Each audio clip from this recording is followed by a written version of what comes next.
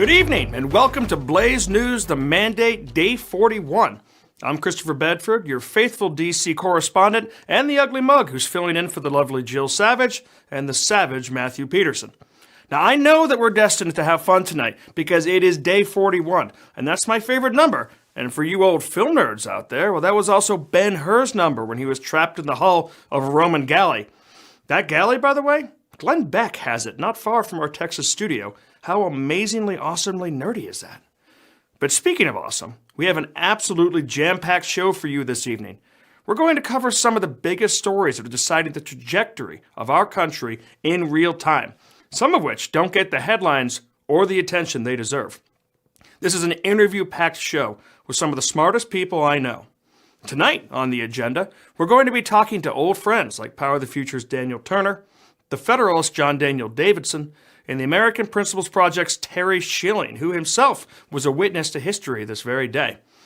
We're going to be talking about President Trump's executive order on the Department of Education. We're going to be talking about tariffs and the trade wars raging across the globe. Tonight, we'll dive into the incredible violation of the separation of powers being perpetrated by our own judges and the very real, very dangerous future in store for a post-Christian America. But first, when we come back, we're going to be talking about the Biden administration's attempts to steal billions of dollars from you for their radical environmentalist friends, and the potential end of one of the most destructive groups to American jobs and energy independence that has ever existed. Next.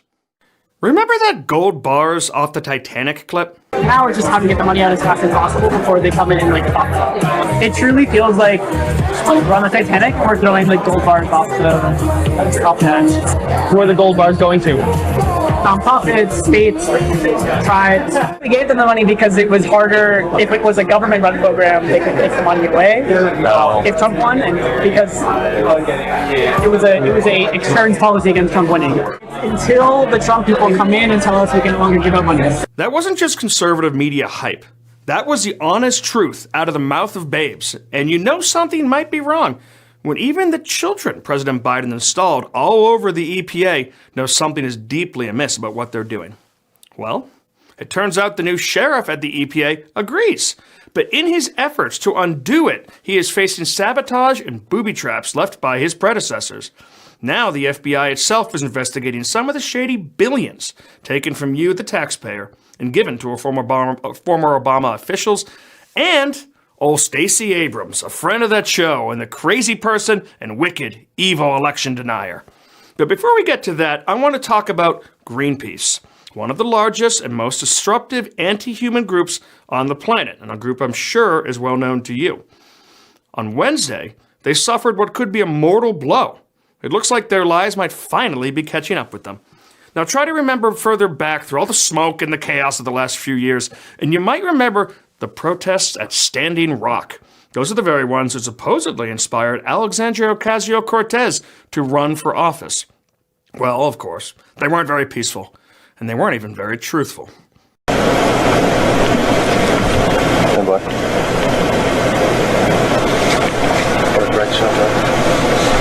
Joining me now is Daniel Turner, the Executive Director of Power of the Future, a friend of the show, and one of the smartest people I know on energy, on where it comes from, and who's working to try and stop it. Daniel, thanks for joining us. Great to be with you, Chris. Thank you. So Power of the Future was in some ways inspired by Standing Rock protests. Tell me what happened at Standing Rock. Remind us. Time flies so quickly that it's easy to forget the chaos that inspired our very own AOC. Yeah, it really wasn't that many years ago, but every time there's an energy infrastructure project, a new well, a pipeline, there's always some leftist pushback, and I get it. That's just the nature of our country, and the left loves to protest at any opportunity. But Standing Rock was different in the size of the protests and how well orchestrated it was, and then the actual lies around the protest. And I was starting Power the Future because I saw the damage done by the radical green movement, especially to coal miners in rural America. And I was watching this protest grow in strength and in numbers, and realized the whole thing was completely orchestrated. You look at their campground. They had tents and a grid with bathrooms and laundry facilities and food stations. And I always wondered, where's the food coming from, right? I mean, a pallet shows up with hundreds of pounds of rice and bottles of water. Who paid for it? Leftists are the cheapest people on earth. They're not going out of pocket. So where's this money coming from? I saw some of their activists and their spokespeople. One was indicted and had several arrest records for sexual assault, and he was one of their spokesperson. I remember this young woman, a blonde with a Jersey accent, talking about our people, and I thought, you don't have people. You're from Jersey. Who are these people? Those are our people. Exactly. The whole thing was fake and it was lies. And I gotta hand it to Kelcy Warren, the owner of and president of Energy Transfer, the company that pushed back and said, I'm not just going to stand here and let you villainize me and make up lies about me and my company because you're a bunch of crazy environmentalists. And it was years in the coming, but God bless him, and God bless him fighting for truth and standing up to these absolute communist liars. It's a great day for America. So what he turned around and did is he sued Greenpeace, which it looks like, according to this first ruling, was the group that was behind it. And he took hundreds of millions of dollars, it looks like, out of Greenpeace's budget. So how did he win? On what grounds did he win? And where would a case like this go from here? And what impact, were Greenpeace not to win on appeals, what sort of impact would that have on their ability to continue functioning and doing what they've been doing for these decades? Yeah, he won on a number of grounds: obstructing the law, fraud, violence, damage done to him, his company, material damage, machine damage. Violence against some of his workers, etc. Of course, we respect the First Amendment, and that's what Greenpeace is hiding behind, right? You have the right to protest, but do you have the right to throw Campbell's soup on artwork? Do you have the right to glue your hands to the ground and prevent people from getting to Reagan Airport for their morning commute, right? How far is your First Amendment allowed to go? And how far can you hide behind it? And that's what Greenpeace did, right? When you are bringing in out-of-state activists and paying them and organizing a deliberate protest, it's no longer First Amendment, right? Now you're engaged in a level of racketeering that we used to go after the mafia on, right? And that's what the point that they were making in this lawsuit, right? This is not free expression of a differing point of view. This is actual orchestrated violence, and as well as lies, just flat out lies about the company, lies about the environmental damage, lies about the damage to native communities. Genocide, I was told. It was a genocide. Genocide, exactly, right? And that's the great thing about the left is they're never moderate in their language, and especially when it comes to the climate issue. You never see a leftist, from Bernie Sanders and AOC to Greenpeace. They never say, hey, look, I don't think we should drill here. I don't think it's a good idea. They always say, if we drill here, it will be the end of society. It will be the end of civilization. It's so extreme. And, we've been doing this extreme climate crap for 40 years. The American people are tired of it. But how was usually these green groups, which are them and the animal rights groups, are low-key some of the most violent terrorists that you have to deal with in the United States, whether it's they've murdered fast food employees in the past. They used to do the log splitting where they would put spikes into trees, and if somebody tried to cut that down because it's a crop that will regrow and is part of the American economy, it would come out and potentially kill the actual people, the workers on site. But usually they're also really careful. Back in my days at the Daily Caller, we went down and investigated some of these groups in the bayou. We found printed materials, but it was difficult to actually truly tie these people back to something like Greenpeace.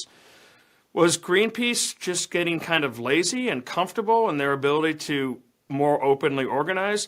Or was Kelcy's case something that just fought back in a way that Americans hadn't fought back before? I'm sure in discovery, a lot of this came out, and normally groups don't even want to get to that point. They don't want to file a lawsuit because it exposes them to negative press. It exposes them to threats against their company. It's also part of the reason why I started Part of the Future as a 501c4. You can't cancel me, right? You can't boycott my product. You can't break down the doors of my company, but you can do that sometimes to the private sector, and that's why people are reluctant to push back, right? They don't need Greta Thunberg in their lobby.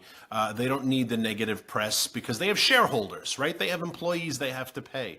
But Kelcy Warren was brave, and he was not going to let this go. And I'm sure in the very first, when they got this filing and the judge said, yeah, we'll go to trial, discovery opens up a lot of this. And I am sure these green groups are sloppy. I'm sure they're sloppy in their emails. I'm sure they're sloppy in their receipts. Again, someone was buying the pallets of food. Someone's buying porta potties. Someone's orchestrating all of this. There's credit card receipts. And, one of the reasons why I started this organization is I knew we, the good guys, needed someone to fight on their behalf. And if they're not willing to do it, Power of the Future is. And I applaud Kelcy for being the first person to push back at this level. And I think it will give others courage. I think it will give other people who are besmirched by the radical left the backbone to say, no, I'm not doing this anymore. I'm not going to jeopardize my company, my economy, world peace, national security, because you don't want a pipeline built because you're a radical environmental leftist, probably funded by Russia and China, or competing companies. No, we're gonna put an end to this, and it's a great step. So what's it mean for Greenpeace? Will they survive this if they're not able to appeal it? Is this an existential threat to a group that's entered American lore? Yeah, probably. If the damages stay, I don't know what their assets are. All of these groups have beautiful office space. If you ever get a chance to poke around, they all are located in either Manhattan or San Francisco. The ones that are in Washington, D.C., huge, full blocks, right? 14-story buildings for the environment. So I'm sure a lot of their assets will have to get liquidated. I'm sure whatever reserves they have. But yeah, if they're put out of business, that's great. It's a good day for America. But there are hundreds more and way bigger than Greenpeace and way more powerful that have more lawyers and more attorneys. This is just the beginning. But reverse that, how many groups did they put out of business, right? How many oil and gas companies? How many coal companies? How many bankruptcies and divorces and suicides did they cause? How many loggers did Greenpeace kill back in the day where you've got a widow and a bunch of kids because dad was chopping down a tree and was killed? And there was never any justice for those people. So this is not about, this is about justice and setting right the evil they have inflicted on this country for years, hiding behind the earth, hiding behind climate change. And my loathing of these green groups cannot possibly any more. I think it's great. I think it's just the tip of the iceberg. More has to be done. So more is being done. The EPA and DOJ right now are seemingly going after some of these groups that, like you said, have popped up just in the last year of American existence, with billions of dollars in taxpayer monies propping them up. What are these groups? One is run by a former Obama staffer, $1 billion or $2 billion to her. Another one's run by Stacey Abrams. I've seen her children's books about her in the Old Town bookstore. Apparently she's a hero, but I'm not exactly sure what her expertise is in handling billions of dollars in taxpayer money to do environmental work. I mean, what are these groups? What do they do? Or have they done anything other than simply steal at this point from the American taxpayer? That's all they have done, and my organization, will not rest. We've already filed a number of letters to the department, sent a number of letters to the Department of Justice. We will not rest until people are led away in handcuffs, because this is not about funding nonprofits and charities. This is about using the taxpayers, committing fraud to push radical Democrat policies, radical green policies, radical trans policies, a whole plethora of leftist agenda. Some of these groups were created literally at the end of 2024. And once the election was certified that it was Trump who had won, received billions of dollars in grants. So that's the interesting thing. It was after the election. Yeah. And then they went back and changed. We're learning now that they've changed the contracts to make it even more difficult after the fact for the taxpayer to be able to get that money back. And think about any group that ever received a grant or a contract. Think of the roofer you hire to do your house. These are groups that have no history, no record of success, no staff, no office, no website, and yet they received billions. We talk in DC numbers so comfortably in the billions and 450 billion and 1.9 trillion. We've lost the idea of what 2 billion. If you knew someone who had $2 billion, you'd be the happiest person in the world. Stacey Abrams got $2 billion.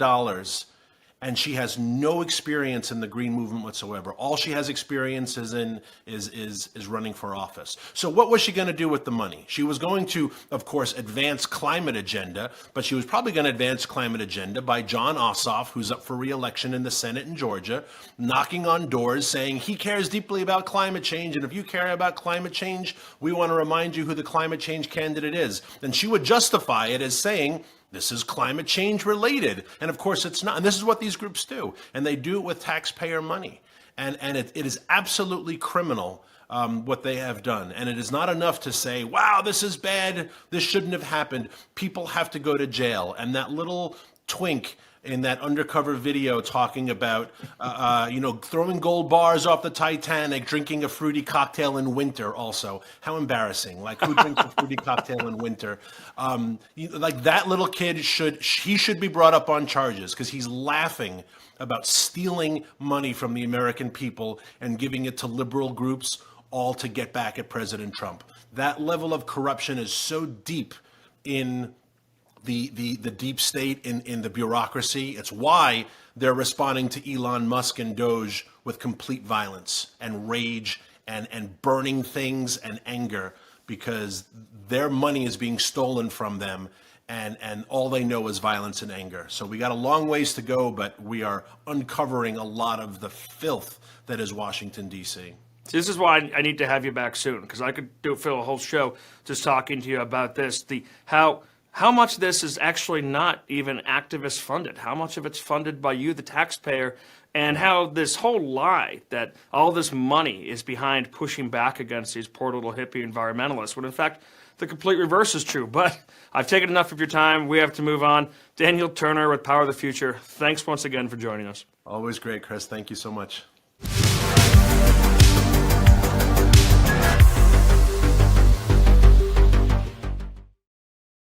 For decades, we were promised that if we just let China have access to whatever it wanted and do whatever it wanted, well, then democracy would flourish. Wow, so much democracy. Of course, that didn't happen. America's finally getting real about how to deal with it. But if you really want to start making an impact on China and reindustrializing this country, we're going to need to do a lot more. We'll be discussing a new op-ed in Blaze News on this very subject. But first, conservatives have been talking about eliminating the Department of Education, also for decades. Well, today, the president took a big step in that direction. Today, we take a very historic action that was 45 years in the making. In a few moments, I will sign an executive order to begin eliminating the Federal Department of Education once and for all. Joining me now is the president of the American Principles Project and an incredible advocate on these sorts of issues, an NRA for the family sort of type, Terry Schilling, also a loud and rambunctious neighbor. Terry, thanks for joining the show. Thanks for having me, Chris. So, Terry, you were a witness to history earlier today. Let's start with the signing of this executive order tearing apart the Department of Education. Tell me about your trip there with your children and what it was kind of like, and what brought you and your family into that historic room on that historic moment. Well, again, thanks so much for having me, Chris. I always love talking with you. Today is a historic day. It's the day that President Trump didn't just follow through on one of his dozens of campaign promises. That wouldn't be abnormal at this point. He's followed through on every promise so far.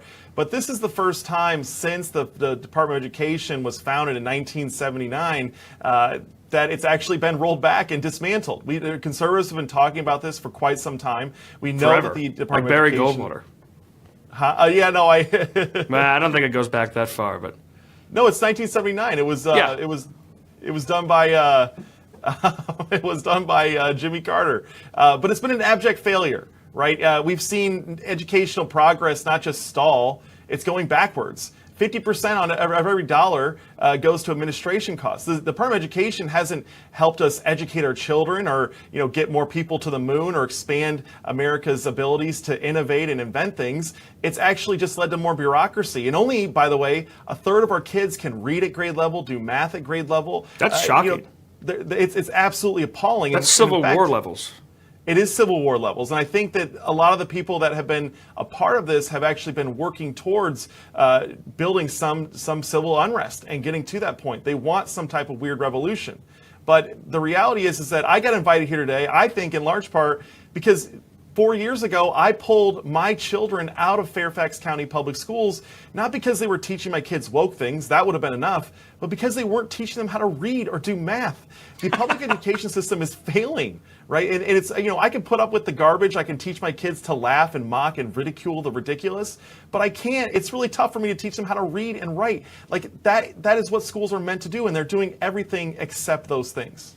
Fairfax County is one of the worst. I mean, I join you in having to pay for private schools, which aren't always the cheapest, even when you go the Catholic school route.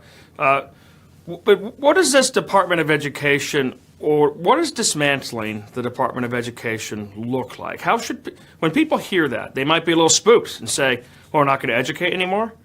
But you kind of teased a little bit there about what they actually do. So what would dismantling it, how would that play out for the American public? Well, the reality is that the federal government only accounts for about 10 to 12%, depending on the school district and state, 10 to 12% of every education dollar. So the money really doesn't make it to the classroom. It's like $229 billion, and not very much of that actually makes it to the classroom. Most of it, 75% of that $229 billion goes to bureaucracy, administration, adding more costs to education. And it's been an abject failure. So what's going to happen now is that money will not be cut. They're not cutting education dollars, but it'll be dispersed through a different government agency. And before the Department of Education was founded, the money was given out through the Department of Health and Human Services. Right, and so the funding's not going to be cut. In fact, there will be more money making it directly to the classroom because there won't be as many strings attached. What a lot of Americans don't understand is that when the Department of Education gives out money, every dollar has a string attached to it. You accept this dollar here, well, you have to start a new counseling program or an anti-bullying program or some type of after-school Satan club, something like that. Anti-bullying and Satanism. I mean, I actually think bullying has kind of an important role to play in growing up. It certainly helps shape me. As long as it doesn't go too far, it is important to allow children to enforce social norms. And I think enforcing social norms sometimes gets cast as bullying, which it can be. But anyway, we're going to cut the strings. We're going to get rid of bureaucracy. The biggest losers in this executive order are the administrators, the superintendents, the school boards, the people that have been using the Department of Education dollars and our tax dollars against us to hire their friends and institute new LGBTQ plus reading book programs. What do they do with this? Is this just a large Ponzi scheme? Is this just a self-enrichment program off the taxpayer? Or are they also putting this money towards nefarious ends? I know that they're not educating. Like you said, the literacy and the math literacy rates are plummeting in this country in a very dangerous way. No, that's right. And look, you'd be surprised at how badly things can go as if someone's not keeping watch and someone's not making sure that things are running on time and staying straight. But I can't help but think that because of how bad things are, this has all been deliberate. Right? We spend more per capita, per pupil, per student than any other country in the world, and yet only a third of our kids can do math at grade level or read or write at grade level. It's embarrassing. It has to be deliberate. You would do better just accidentally educating children on how to read and write. Like, this is abject failure. And these schools are doing nothing because the school boards have all been turned upside down. School boards, for example, before the Department of Education, school boards responded to voters, to parents. They were held accountable. The schools were held accountable by school boards. And now the teachers unions, and through all the bureaucracy and extra funding that they get, they have turned the school boards against parents. They weaponize. If you're a parent that shows up at school board meetings under Biden administration, you get investigated as a domestic terrorist for voicing your First Amendment rights about your own children getting sexually assaulted in the bathroom where the school covers it up, right? That is how bad the Department of Education got things, to where the school boards were actually protecting the corrupt, protecting the abusers. And that's one of the reasons why it's so important to get rid of this thing and return power back to the parents and back to the states. Yeah, I guess you were probably one of those parents, not unlike myself, because, I mean, you're busy. You've got 7 kids, 6 of whom were at the White House today.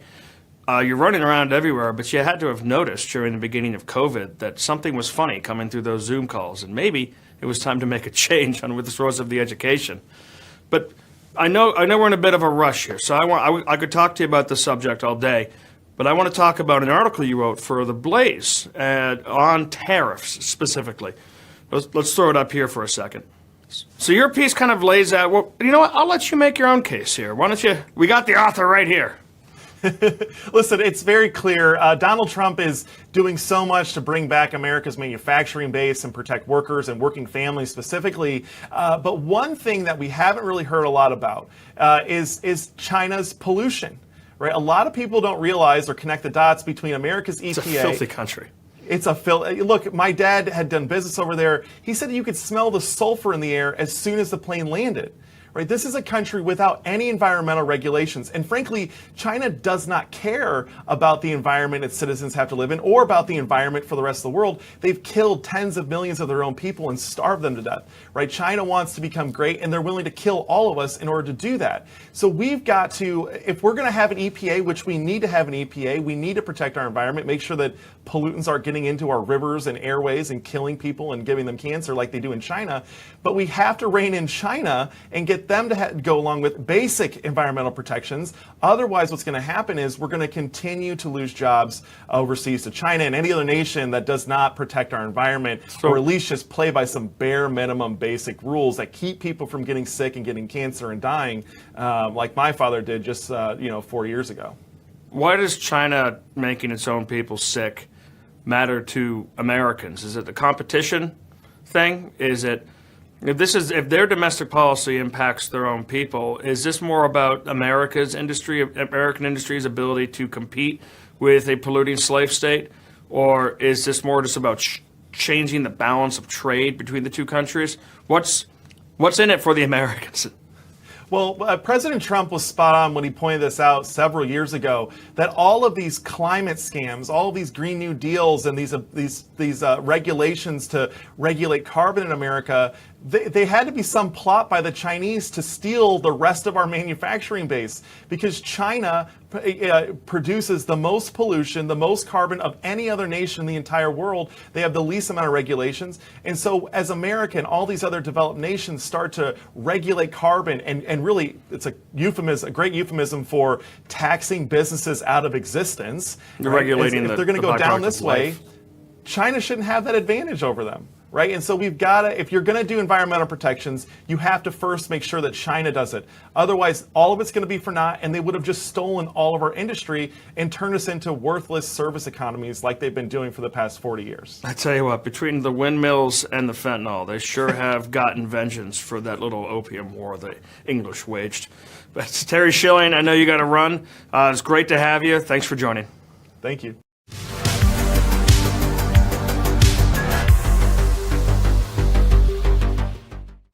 The disease our country is suffering isn't just a series of colds, it's cancer.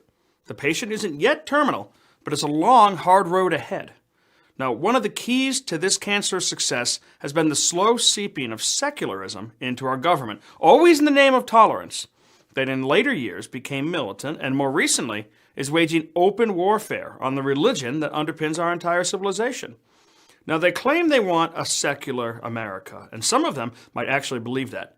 But the end result of their success won't be some comfortable, safe, and enlightened future. The post-Christian world is a pagan world, and our next guest, the author of Pagan America, knows all about that. But before the religious, let's turn our attention to the constitutional crisis gripping our government. Not the one the New York Times talks about, the real one. John Daniel Davidson has written eloquently about this crisis over at the Federalist. He joins us now. John, thank you for joining. Hey, thanks for having me, Chris.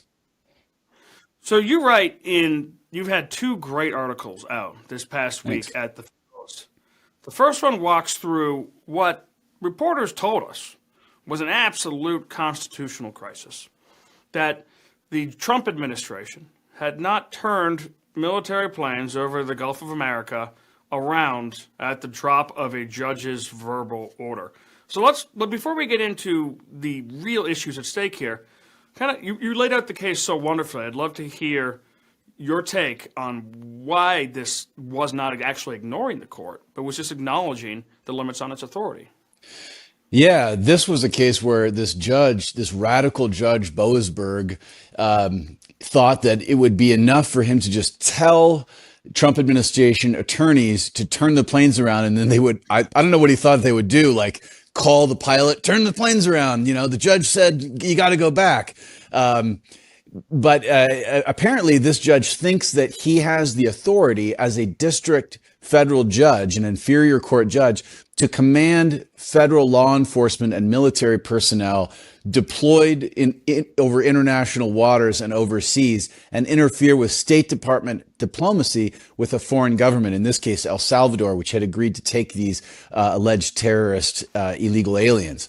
And so the Trump administration's argument wasn't that they were defying the judge's orders. It was by the time they got the written orders, which there's established precedent saying that only written orders are valid orders from a judge, the issue and the orders were moot because the planes had already passed into international airspace and they were on their way to El Salvador as per the agreement between the State Department and the El Salvadorian government.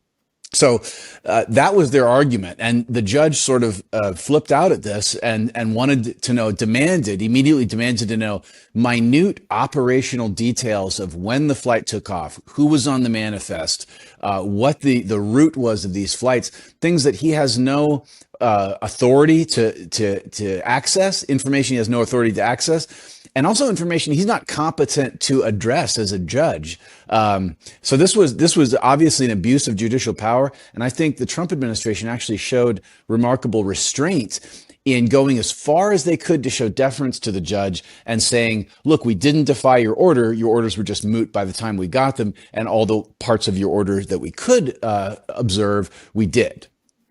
So, there was an interesting segment, you probably caught it on making the Twitter rounds, between Stephen Miller, representing the White House, and Casey Hunt, representing whatever network she's on. And it was kind of like, it was difficult to watch. It was like watching a teacher try to explain the law to someone who just knew it from schoolhouse books in elementary school. Yeah. She kept on saying, and I actually don't totally blame her for this, she kept on saying, but isn't our system of government that the judiciary tells the executive no and the executive listens? And you laid out, I'm really happy about this piece, earlier today at the Federalist, what our founders actually believed on that. So let me walk us through that. Yeah. Is Casey Hunt right? No, in a word, she's not. And but she could be forgiven for thinking that our system does work that way, because we have all been propagandized over the last half century to think that our system of government is supposed to operate this way, where the judiciary is the only branch of government that can review the constitutionality of a law or an action taken by the executive. And that's specifically not what the founders set up. 3 co-equal branches of government means that the 3 branches of government are competent to adjudicate constitutional questions within their sphere of authority. That is how the founders understood it. That's how presidents all the way up to Abraham Lincoln and afterwards understood it. And it's only in our modern times that we've adopted this erroneous idea that whatever a federal judge says, even if it's just a district court judge, that can command the entire executive branch and usurp the president's Article 2 authority. That's not the system that we set up. You can't have that kind of a system. And indeed, the law that Trump invoked here, the Alien Enemies Act, which was drafted and passed by the same generation that wrote the Constitution and the Bill of Rights in the 18th century, the Supreme Court established in the 1940s that the actions that the president takes under the Alien Enemies Act are non-justiciable, which means they're not reviewable by the federal judiciary. They belong to Article 2 powers that are reserved to the president. And the Article 3 powers, that's the judiciary, isn't allowed to interfere with that, just as vice versa, the president can't interfere with Congress or the president can't interfere with the Supreme Court. So separate but equal branches of government is what we are supposed to have, but that's not what a lot of Americans understand our system to be. Now, the El Salvador gang fight just seems like one of the latest and more egregious examples, but we've seen a couple. We got a lot, actually. We've seen more in these first 41 days than we saw in the entirety of the Biden administration, I think. That's right. So you have judges saying that heads of departments are not allowed to have access to the information in their departments. You have judges saying that the military and the commander-in-chief are not allowed to judge the mental fitness of those who enlist, at least as far as transgenderism goes. You have judges saying that you can't actually hold up money to left-wing nonprofits that was gifted them from the taxpayer by the last administration. And the Trump administration has been interesting on this. He's been very bellicose on Twitter, calling for impeachment. So you had Stephen Miller going out there and being a bit of a pit bull on this issue. But the way that the DOJ has actually argued has been quieter, more nuanced, more deferential, it seems, to the judge. And the president has also promised that he is not going to ignore these rulings. Maybe he'll decide which ones actually matter for him. But what is the path forward for this administration? There's only so many things you can fix at once. They're fighting the deep state. They're fighting this. They're fighting that. They're fighting everyone. How do they actually win on this without getting bogged down? Well, this is the one fight that really matters, because if the Trump administration doesn't win this one, if they don't win this fight with the judiciary and the deep state, which, by the way, that's the same fight. The judiciary is out there right now issuing injunctions and restraining orders on behalf of the administrative state, because Trump is actually trying to take back control of the administrative state from the federal bureaucracy, which operates as its own fourth branch of government. It was actually designed to operate as its own fourth branch of government outside of the political realm. And when we say outside the political realm, all we really mean is not accountable to the voters. In other words, what we vote for doesn't affect what the federal policy is in any of these administrative bureaucracies that are putatively under the executive branch. So Trump has got to be successful in this fight against the judiciary and the administrative state. And I think there's only so much that he can do to be deferential to these judges before he has to say, in defense of his own Article 2 powers as president, he has to say, you know what, this is an invalid order by the judge, and the executive branch under the Constitution is competent to judge the constitutionality of our actions in this case, and we're not going to comply with this judge. I don't know how much more he can do before he's forced into that position. And I think they're trying to force him into that position. But look, this is a constitutional fight that we need to have, because for too long we have deferred to the judiciary as the sole arbiter of what is and isn't constitutional. And we've got to get out of that, because all that means is rule by judges and rule by bureaucrats. And it's funny because Republicans think that they have relied on that jurisprudence in the past to defend them against the worst excesses. But whether it was transgenderism or gay marriage or whether it was Obamacare, it never actually comes through for the American right. It seems to always push the ideas of the American left. Yeah. But there's also a lot of ideas that you've written wonderfully about that are permeating American society and the larger West, and that is secularism. And you've seen this right now. It's actually in full battle in Kansas, where Satanists are trying to hold a black mass on the states at the Capitol. saying that they have a freedom of speech to be there, and they certainly have a freedom to assemble on certain grounds. But they've also claimed that they have a stolen Eucharist from a Catholic church that they will be using in this black mass, stolen property. You wrote really eloquently, wonderfully about this in your book, Pagan America.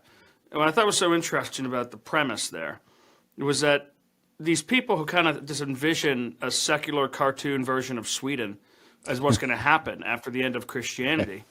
But of course, that's not what happens. What follows, and who are some of the people who are pushing this? Yeah, the future of a post-Christian America is not going to be this liberal utopia where we all kind of live and let live, and we have like a libertarian kumbaya, that's not how it's going to be. And we can already see that's not how it is.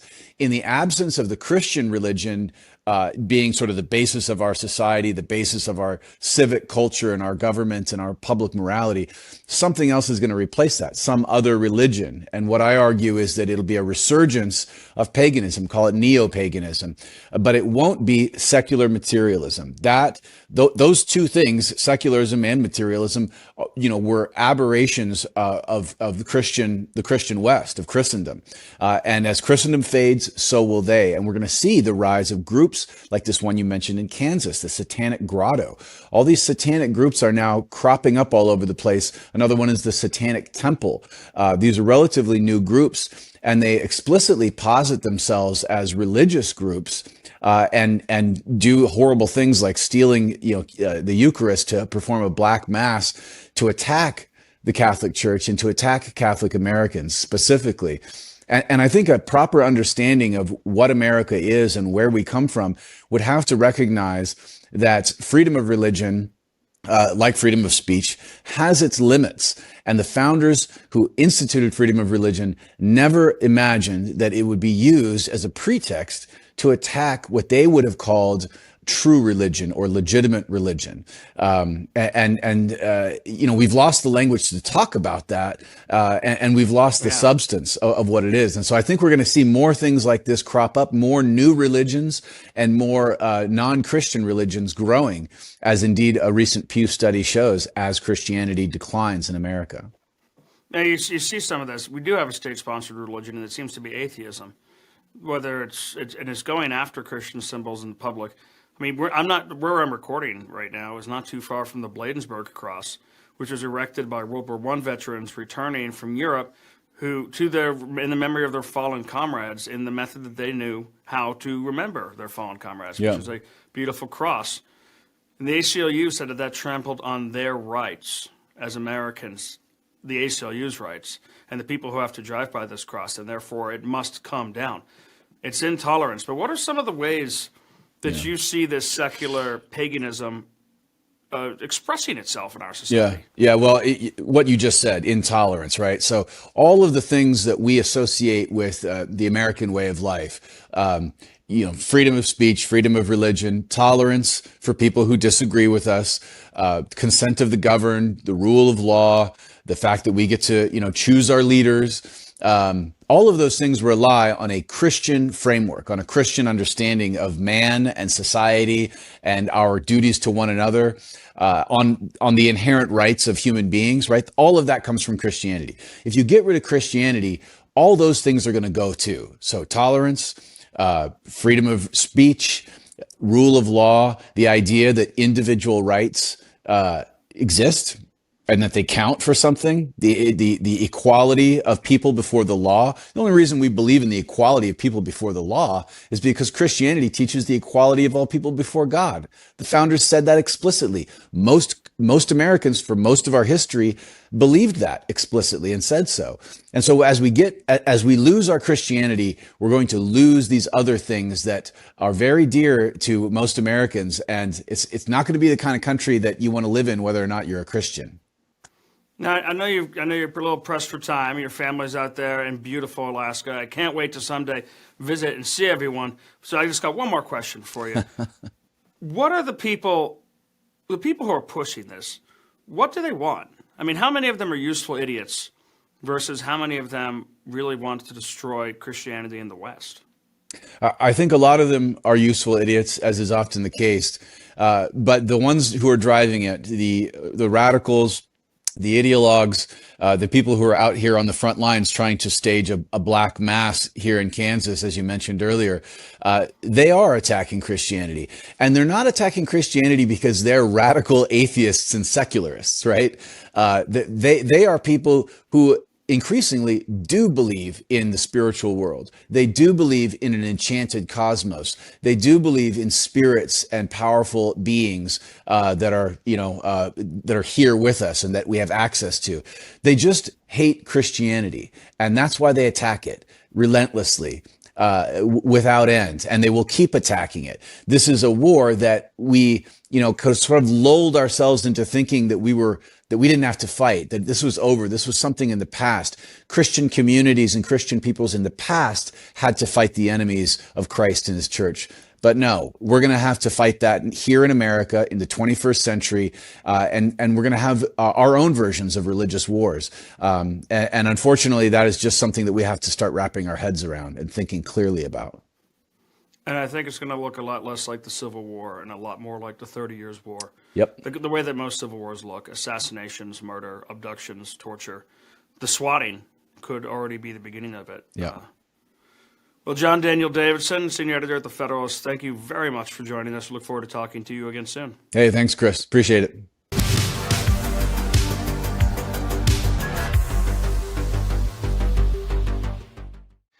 It's tempting to see all this and to hear all this and think it's pretty grim out there. I mean, Satanists have stolen the Eucharist and they're planning to sacrifice it on the steps of the Capitol, previously inside the Capitol. That those people who say that they're fighting for the ACLU and American civil liberties are actually tearing them down and attacking the very foundation of our society. That while Greenpeace may be on the rocks, there are billions of dollars of your money pouring into other groups that are just popping up left and right. They don't even have a history. They've got $100 in donations before they get $1 billion or $2 billion. All of this is going on, and it's concerning. But here's the good news. I mean, we're not just talking about it anymore. We're doing something about it. People are listening. The administration is listening.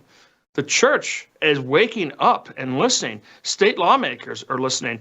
No longer are people just sitting back and saying, well, Ronald Reagan would have let the Satanists win because of liberty. That's complete ridiculousness. Of course, you hear his name dragged out all the time these days, ever since he can no longer defend it.